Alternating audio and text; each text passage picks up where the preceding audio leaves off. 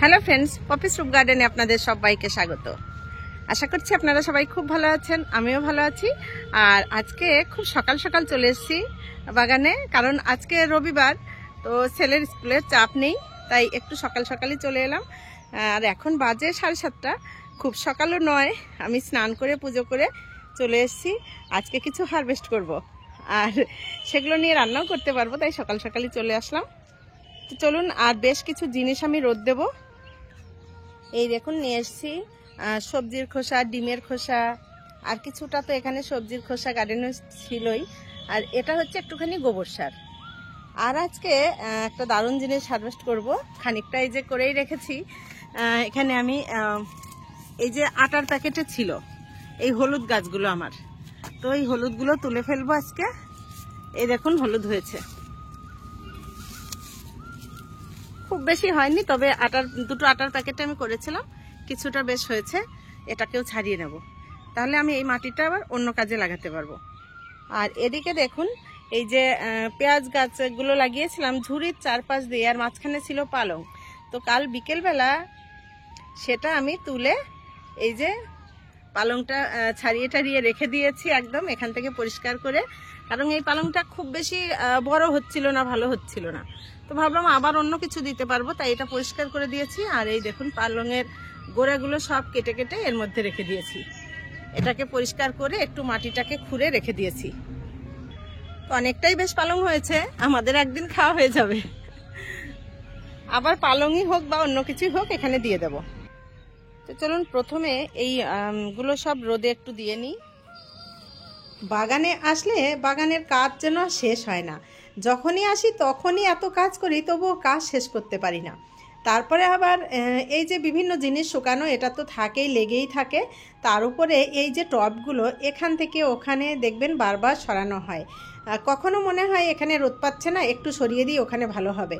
এটা তো আছেই, তারপরে পরিষ্কার করার সময় আবার সরাতে হয়। আবার মনে হয় এখানে ভাল লাগছে না দেখতে, ওখান থেকে ওখানে দিই, এই সারাদিন করতেই থাকি। তবে এই কাজগুলোর মধ্যে যে কি আনন্দ, সে যারা করেন তারা তো জানেনই। এটা হচ্ছে ফুল, ঠাকুর ঘরের বাসি ফুল, এটাও এর সঙ্গে দিই।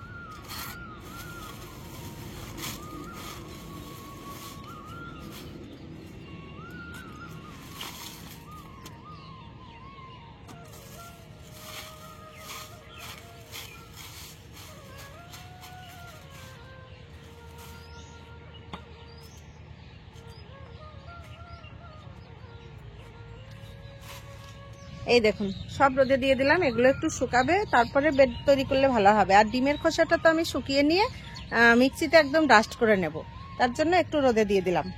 আর এই ডিমের খোসার মধ্যে সিদ্ধ ডিমের খোসা আর কাঁচা ডিমের খোসা দুটোই আছে। আর এটা দুটোই মানে সিদ্ধটা তো ধোয়ার দরকার নেই, কিন্তু কাঁচা ডিমের খোসাটা কিন্তু খুব সুন্দর করে আমি ধুয়ে রেখে দিই একদম। মানে যখনই আমি ডিম ভাজা করি তখনই কিন্তু ওটা সঙ্গে সঙ্গে ধুয়ে রাখি, তাহলে আর কোনো ফাঙ্গাস লাগার ভয়ও থাকে না, আর কোনো পোকামাকড়ও হয় না। না হলে দেখবেন এমনিতে রাখলে এই সময়টা একটু ওরা পোকাগুলো ভীষণ ধরে এর সঙ্গে। তো সেই জন্য আমি পরিষ্কার করেই রেখে দিই একবারে। এখন শুধু শুকিয়ে নিয়ে ডাস্ট করে নিলেই হবে। আর এই যে এগুলোকেও একটু শুকাতে দিয়ে দিলাম। আর ওখানে ওই গামলাতে রয়েছে লাউ গাছ, যে লাউ গাছটা নষ্ট হয়ে গেছিল, আমি কিন্তু লাউ গাছটার সব ডগাগুলো কেটে নিয়েছি। কারণ হচ্ছে এই গাছটা মানে বাড়তেই পারছিল না, তো ডগাগুলো একটু কেটে দিলাম, ছেটে দিলাম। দেখি এবার এর থেকে আবার কিছু হয় কিনা। আর না হলে আমি নিচের বাগানে আবার লাউ গাছ লাগিয়ে দিয়েছি, সেখান থেকে সেখানেও হবে, আর সেখানে কিছু চারা আছে, সেখান থেকে এনেও বসাতে পারবো। এবারে চলুন, এই যে হলুদগুলো রেখে দিয়েছি, এই হলুদটা ছাড়িয়ে নিই প্রথমে, তারপরে হারভেস্ট করব। এটা হচ্ছে বড় কাজ, বড় কাজটা আগে করে নিই। তো আমি তো প্রথমে ভেবেছিলাম এখানে খুব বেশি হলুদ মনে হয়নি, দেখে যা মনে হচ্ছিল, কিন্তু পরে ছাড়াতে গিয়ে দেখলাম না, কম হয়নি, একদম বেশ ভালোই হয়েছে। আর হলুদগুলো খুব মোটা মোটাও হয়েছে। আর এটা আসলে আগের তো কোনো দিন লাগাইনি, তাই আইডিয়া নেই খুব একটা।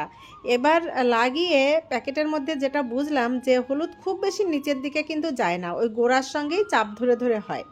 আর সেভাবেই হয়েছে, আসলে গোড়ার কাছে ছিল, নিচের দিকটা ছাড়িয়ে আমি যখন দেখেছি নেই, তো আমি ভেবেছি যে মনে হয় কম হয়েছে খুব। কিন্তু দেখলাম এরকম যদি 5টা প্যাকেট আমি করে রাখতাম তাহলে কিন্তু আমার অনেকটা হলুদ হতো। দুটোতেই দেখুন কতটা হয়েছে।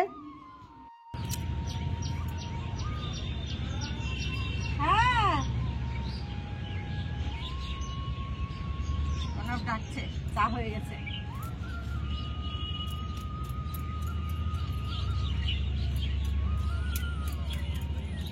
আটটার সময় আমরা প্রত্যেকদিন চা খাই।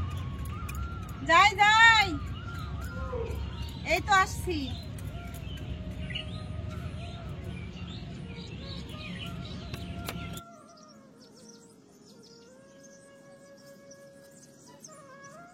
দেখুন অনেকটা হলুদ হয়েছে,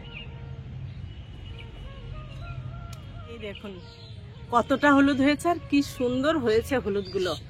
আর এই যে গোড়াটা, এটা একটা জায়গায় আমি আবার বসিয়ে রেখে দেব, পরে বড় জায়গায় বসাবো। আর এই যে একটা গোড়া, এটার মধ্যেও কিন্তু খুব সুন্দর হলুদ, এই দেখুন কালার কত সুন্দর। এটার এই এগুলো ছাড়িয়ে এটা বসালে হবে কিনা আমি জানি না, আবার বসালে হয়তো হতে পারে, এটাও বসিয়ে রেখে দেব। যাই হোক, আর এই মাটিটা রোদে শুকাক এখন। ওদিকে তো আমার ডাক পড়ে গেছে, চা খেয়ে এসে তারপর আবার বাকি কাজ করছি। চা খেয়ে এই যে চলে এলাম নিচে থেকে আবার, আর আবার নিয়ে এসছি দেখুন কতটা চা পাতা। এটা নিচেই ছিল, নিচেতেই রোদ দিয়েছিলাম, তো নিচে ভালো রোদ পায় না, তো অনেক দিন লাগে শুকাতে, তো এই জন্য ছাদে নিয়ে এলাম। একদিন রোদ দিলেই এটা শুকিয়ে যাবে। এটা কিন্তু অনেকটা একদম ঝুরঝুরে হয়েই গেছে, দেখে মনে হচ্ছে ইউজ না করা চা পাতা। এই দেখুন কি সুন্দর ঝুরঝুরে হয়ে গেছে। আর এটা যেহেতু দুধ চা খাই, দুধ চা মানে চিনি ছাড়া লিকার চাও এর মধ্যে আছে, যেটা আমার হাজবেন্ড খায়। তো দুধ চাটা যখন খাই তখন খুব ভালো করে এটাকে ধুয়ে একদম জলটাকে ভালো করে এরকম করে একদম নিংড়ে ফেলে দিয়ে তারপরে কিন্তু আমি পাতাটা রেখে দিই, তাহলে খুব তাড়াতাড়ি এটা শুকিয়ে যায় আর ঝুরঝুরে হয়। তো সেইভাবেই রাখা আছে, নিচে ছিল রাখা, 2-3 দিন নিচে আমি রোদ দিয়েছি। তো আজকে আবার নিয়ে এলাম, এখানে থাক, আজকে একটা রোদ দিলেই খুব সুন্দর শুকিয়ে যাবে। আর এটা মাটির সঙ্গে মিশিয়ে আমি মাটি তৈরির সময় দিতে পারবো। তো দেখুন কত কিছু রোদ দিতে হয়। এই যে বলি যে অনেকটা জায়গা রাখতে হয় শুকানোর জন্য, তো দেখুন আমার ছাদের অনেকটাই গাছপালা দিয়ে ভর্তি করে দিয়েছি, তবে বেশ অনেকটা জায়গা কিন্তু এদিকটায় আমি ফাঁকাও রেখেছি। এই দেখুন এদিকে অনেকটা জায়গা ফাঁকা রেখেছি, কারণ বিভিন্ন কাজের জন্য কিন্তু দরকার হয় ফাঁকা জায়গার। তো দেখুন এই যে কত কিছু আমি রোদে দিলাম।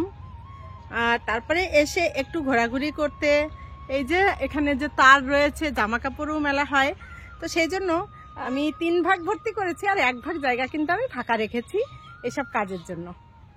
পুরো ভর্তি করলে তো হবে না, তাই না? তো যাই হোক, চলুন এবারে বাকি হারভেস্টগুলো শুরু করে দিই। এখান থেকে এই পালং শাকের গামলাটা নিয়ে নিই, এর মধ্যেই বাকিটা আমি রাখি যা যা নেব। পালং শাকটা কালকে বিকেলে তুলে নিয়ে যেতে ভুলে গেছি, রেখেই চলে গেছিলাম, গাছে জল দিয়ে ভুলে গেছিলাম নিতে।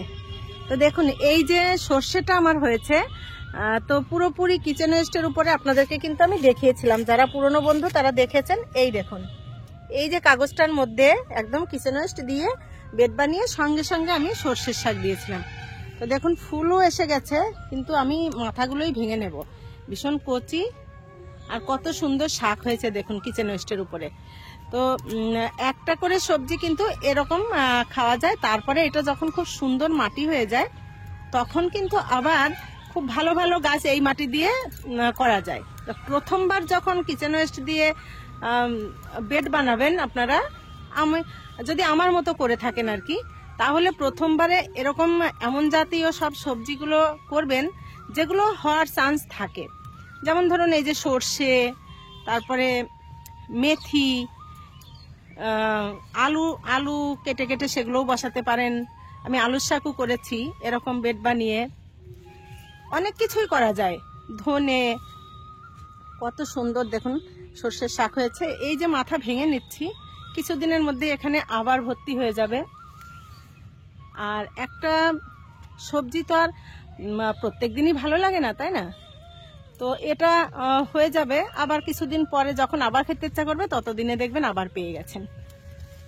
তো আমার কিন্তু এই অনেকগুলো বেডে করেছি, তো এই একটা বেড থেকে নিলেই কিন্তু আমার হয়ে যাবে আমার যেটুকু প্রয়োজন।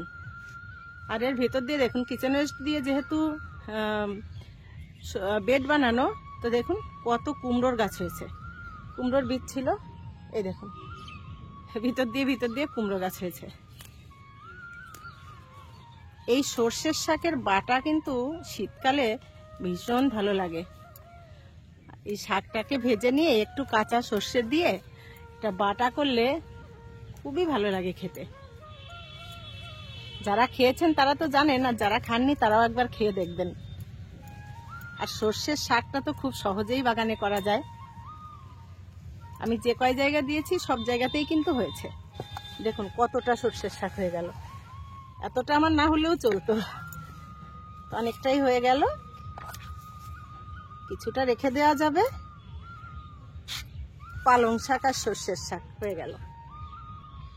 এদিকে দেখুন আমড়াগুলো কিন্তু বেশ ভালো বাড়ছে।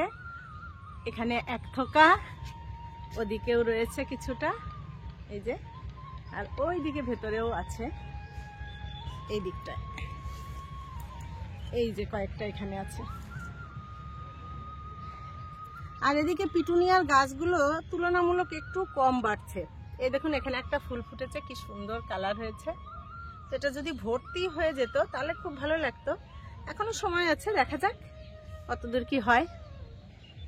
এখানে দেখুন কামরাঙাগুলো কিন্তু বেশ বড় হচ্ছে। অনেকগুলো কামরাঙাই হয়েছে। যত বড় হচ্ছে তত মনে হচ্ছে বেশি। আর এদিকে যে কপির গাছগুলো সেদিন লাগিয়েছিলাম সব গাছগুলোই দাঁড়িয়ে গেছে, এই দেখুন। আর এখানে যে টমেটোর গাছটা হয়েছে, এই দেখুন টমেটো ধরতে শুরু করেছে। এই যে ফুল হয়েছে আরো কিছু কিছু। আর এখানে দেখছি দুটো টমেটো হয়েছে। এই গাছগুলো সবই বেঁচে গেছে মোটামুটি। একটা গাছও এ পর্যন্ত মানে হেলে দোলেনি, ঠিকই আছে। এখান থেকে এই বস্তার মূলোটা আজকে আমি তুলে নেব। এখানে তো মূলো তো একদমই হয়নি, তো শাকটাকেই আগে একটু ভেঙে নিই। তো বেশ কিছুটা শাক হয়ে গেল। মূলোর শাক খেতেও বেশ ভালো লাগে। এই দেখুন ধুয়ে নিয়ে এলাম, এই হচ্ছে মূলো। মাটি ছিল খুব, তাই ধুয়ে নিয়ে এলাম। এখান থেকে কিছুটা ধনে পাতা নেব, তবে ধনে পাতাটা আমি গোড়া তুলবো না, ভেঙে ভেঙে নেব। আগের দিন এখান থেকে কিছুটা গোড়া তুলে পরিষ্কার করেছি ফুল গাছের, কপি গাছের জন্য। তো আজকে একটু মাথার থেকে ভেঙে নেব, তাহলে গোড়া থেকে আরেকবার হবে। অনেক বড় বড় হয়েছে গাছগুলো। অনেকটা ধনেপাতা নিয়েছি।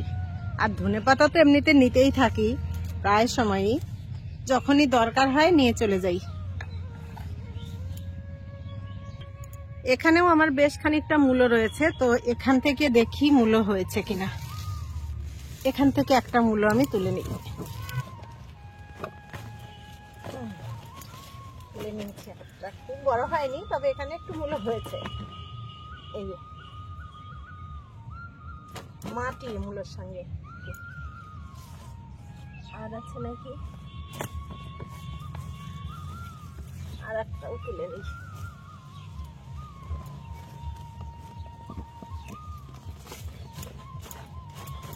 মাটি চলে আসছে এর সঙ্গে। এটা লম্বা হয়নি, তবে বেশ মোটা সোটা হয়েছে। এই দেখুন, এই দুটো ধুয়ে নেব। থাক, আরো ছোট ছোট কিছু রয়েছে, আবার পরে একদিন তোলা যাবে। ওকে, আজকে আমি একটা ওলকপি তুলে নেব। প্রথম দিকে যে ওলকপিগুলো আমি দিয়েছিলাম সেই ওলকপিগুলো এই যে বড় হওয়া শুরু হয়েছে।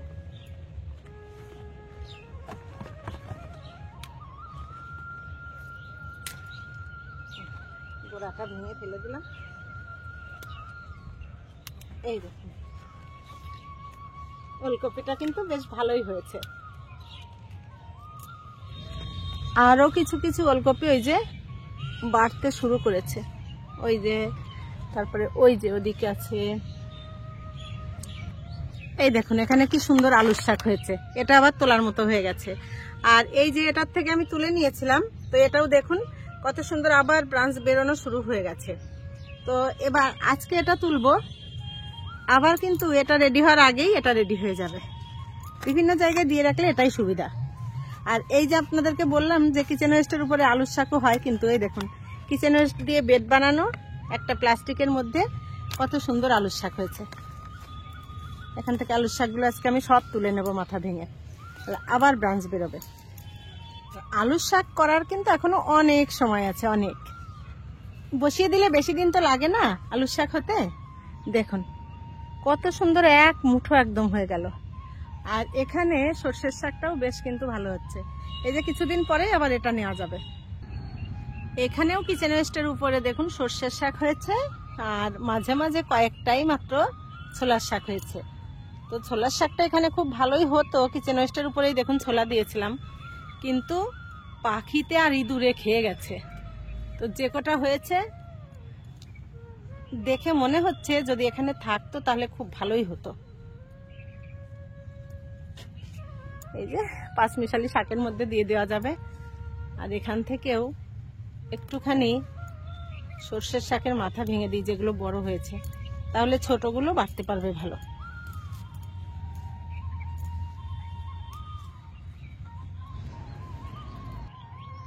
এখান থেকে কয়েকটা লঙ্কা নেব, যে লঙ্কাগুলো অনেকদিন আগে পড়েছে, খাওয়ার মতো হয়েছে বেছে বেছে। লঙ্কা তোলার সময় একটু গায়ে এইভাবে চাপ দিয়ে দেখবেন, তাহলে বুঝতে পারবেন যে লঙ্কাটা তোলার মতো হয়েছে কিনা। যদি শক্ত হয় তাহলে তোলার মতো হয়েছে, আর দেখবেন মচ করে একটা শব্দ হয়, তাহলে কিন্তু সেই লঙ্কা তোলার মতো হয়নি। আর তোলার মতো না হলেই তুললেই লঙ্কা একদমই ঝাল হয় না কিন্তু। সেই জন্য একটু বয়স্ক করে তুললে লঙ্কাগুলো ঝাল হয়, অল্পতেই হয়ে যায়। তাহলে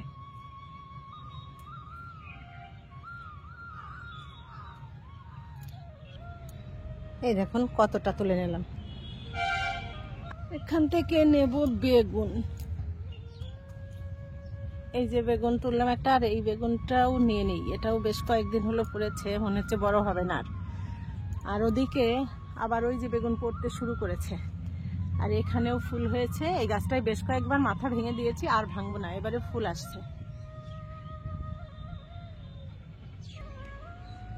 এদিকে দেখুন এই যে নতুন করে এই পুঁই মিচুলিগুলো আবার পড়েছে। তো এইগুলো কিন্তু তোলার মতো হয়নি, এগুলো বড় হলে তারপরে তুলবো। এখানে কিছু আছে এই যে পাকা পাকা, ওইগুলো আমি তুলে নেব। আর আপনারা কিন্তু এই যে পুঁইয়ের বীজ এইভাবেই রাখতে পারেন। এই দেখুন, এই ফলগুলোকে শুকিয়ে নিলেই বীজ হয়ে গেল। আর এগুলোকে যদি এই যে এইভাবে ফেলে রাখেন, তাহলে ওখানে আবার বীজ ওখানে কিন্তু আবার গাছ হয়ে যাবে। এই দেখুন এখানে আমার মনে হয় পড়েছিল এই যে পটল গাছের গোড়াতে, এখানে তেঁতুল গাছটা পটল গাছের উপরে চলে এসছে একদম। আর আমার ড্রাগন গাছটা দেখুন পড়ে গেছে, এটাকে একটু সোজা করে দিলাম। আর এই দেখুন এখানে এই যে পুঁইয়ের কিন্তু গাছ হচ্ছে, এই যে এটা পুঁইয়ের চারা, বীজ পড়েছিল। আর আমি যে পটল গাছগুলো লাগিয়েছিলাম, এই যে সেই পটল গাছগুলোও কিন্তু বেঁচে গেছে সবই। এই যে এখানে ছিল আর এখানে। যাই হোক, চলুন কিছু পুঁই ফল এবার কেটে নিই। এই দেখুন এখান থেকে বেছে বেছে আমি এটুকুনি কেটে নিলাম। আজকে আমি পাতা ডগা কাটবো না, শুধু এরকম ফলগুলোকেই তুলে নেব। আরও এখানে দেখুন কত রয়েছে। তো তবে এগুলো সব বড় হোক, এগুলো বড় হয়নি, যেগুলো বড় বেছে বেছে সেগুলোই কাটবো। ঝুড়ি নিয়ে এলাম কারণ এই ছোট জায়গায় হবে না। এই যে পুঁই মিঠুলিটা তুলছি, এটা কিন্তু ভীষণ ভালো লাগে, একটা ভীষণ ভালো রেসিপি। আমরা বাজার থেকে প্রচুর আগে কিনে খেতাম, তো এখন যেহেতু ছাদেই করি তাই আর কিনতে হয় না, এখান থেকেই যা হয় সেটাই আমার জন্য যথেষ্ট পরিমাণে। তো এটা একটু আলু দিয়ে, বেগুন দিয়ে আর একটু কাঁচা টমেটো দিয়ে যদি সর্ষে বাটা দিয়ে করা যায় শুকনো শুকনো করে, খুব ভালো লাগে খেতে। আমার আর প্রণবের দুজনেরই তো খুব পছন্দের খাবার এটা। এখান থেকে একটা লেবু নিয়ে নিই, আর একটা লেবু তুলে নিই, আর আছে কয়েকটা পেঁয়াজ কলি।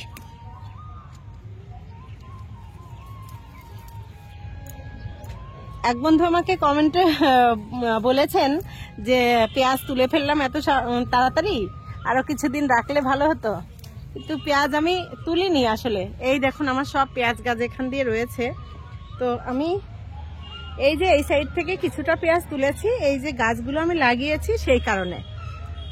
ওই দিকটায় আমার উচ্ছে গাছের তলায় পড়ে কিছুটা পেঁয়াজ নষ্টও হয়ে গেছিল, তো সেগুলোকেই আমি তুলে নিয়েছি।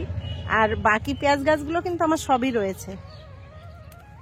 এগুলো থেকে এই যে আমি পেঁয়াজ কলিটা পাচ্ছি কিছুটা করে, আর সঙ্গে আমি কিছুটা পেঁয়াজ পাতাও নিয়ে যাচ্ছি একসঙ্গে ভাজা করার জন্য। যেহেতু পেঁয়াজ কলিটা কম হচ্ছে সেই জন্য আমি কিছুটা পেঁয়াজ পাতাও সঙ্গে নিয়ে যাই, একসঙ্গে আলু দিয়ে ভাজা করলে কিন্তু বেশ ভালো লাগে।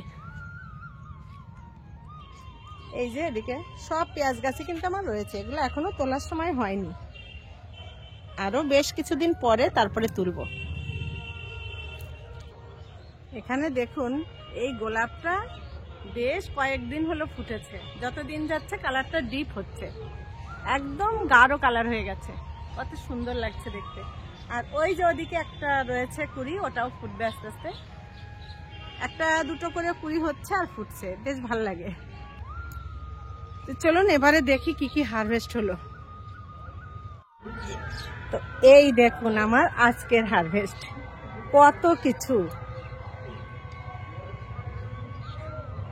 বেশ এক ঝুড়ি হলুদ, পুঁই ফল, কাঁচা লঙ্কা, লেবু, পেঁয়াজকলি, মূলো, এখানে আছে ধনে পাতা, আলু শাক, পালং শাক, মূলো শাক, ছোলা শাক, বেগুন, মূলো শাক, ওলকপি, অনেক কিছু হয়েছে আজকের হারভেস্ট। দেখুন এই যে সব এক ঝুড়িতে করে নিলাম, আগে ঝুড়ি নয়, এটা কিন্তু একটা গামলা, দেখুন একটা গামলা একদম পুরো ভর্তি হয়ে গেছে। আর এবারে চলুন এইটাকে দিয়ে দেব একটু রোদে ছড়িয়ে, তাহলে এই বালিটা ঝরে যাবে, আর বালিটা ঝরে যাওয়ার পরে তারপরে আমি এটাকে ধুয়ে নেব। এবারে ওগুলোকে নিয়ে যাই। আজকে অনেক কিছু হারভেস্ট করতে গিয়ে আমার ভিডিওটা একটু বড়ই হয়ে গেল, আপনারা রাগ করবেন না, ভালোবেসে একটু দেখবেন প্লিজ। আসলে কোথা থেকে কি নিলাম সেটা না দেখালেও ভালো লাগছিল না, তাই আর কাটতে পারলাম না বেশি।